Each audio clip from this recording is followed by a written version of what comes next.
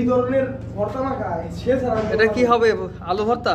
আলু ভর্তা। মাশাআল্লাহ মাশাআল্লাহ। আমাদের বাবরসি ভাই, হ্যাঁ এই যে ফারজুল ভাই, সহকারী দেখেন ছবি, আরে আমার ছবি সব উড়ে কি উড়ায় ঠিক আছে ঠিক আছে। এখন ভর্তা হবে, ঠিক আছে। ভর্তাকে ডিটটা তো হেলিয়ে গেল। আফসেলিম ভাই খাবে। হ্যাঁ সবাই খাবো সবাই। কইলি যাচ্ছ এটা?